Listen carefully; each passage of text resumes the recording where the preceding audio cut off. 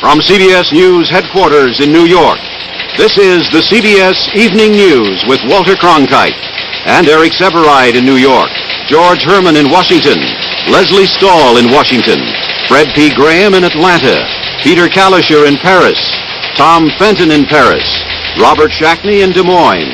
And tonight, a CBS Evening News special report, The Energy Crisis. Good evening. In a landmark ruling, the Supreme Court today legalized abortions. The majority in cases from Texas and Georgia said that the decision to end a pregnancy during the first 3 months belongs to the woman and her doctor, not the government.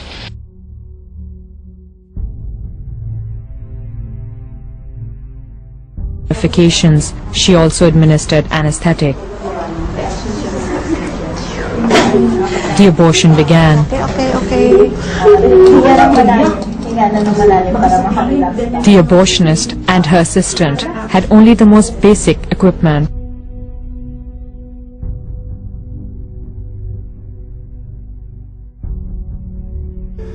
All these changes that you're going through, one day you're going to think of them as a blessing, and when that day comes, you're going to have to make a choice. A choice of whether to stand proud in front of the human race or not. And even if it takes you the rest of your life, you owe it to yourself to find out what that reason is.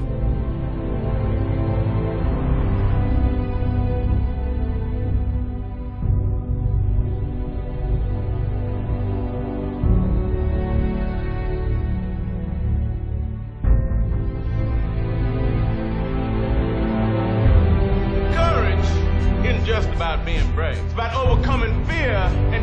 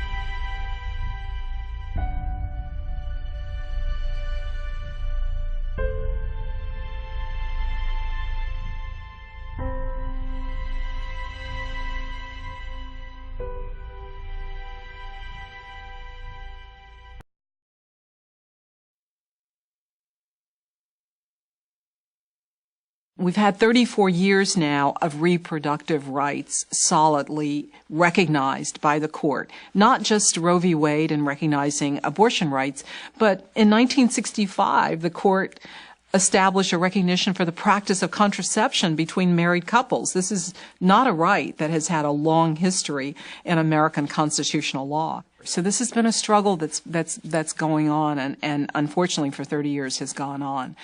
Maybe there's a certain degree of battle weariness. What I fear, and I really feel very sad about it, is that women are going to start suffering, and that is when there will be a wake-up, that people will wake up, that this is real, that yes, we've cut off funding for low-income women. Yes, we've put restrictions on teenage girls. Now we're saying that if a woman's health is in jeopardy, a doctor cannot perform a certain procedure to terminate an undesired pregnancy, even if her health is in jeopardy.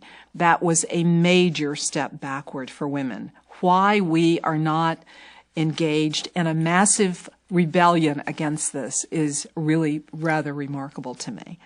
But I think it is also emblematic of where we are in terms of the complacency born out of the years of acceptance of a right and believing that it will always be there.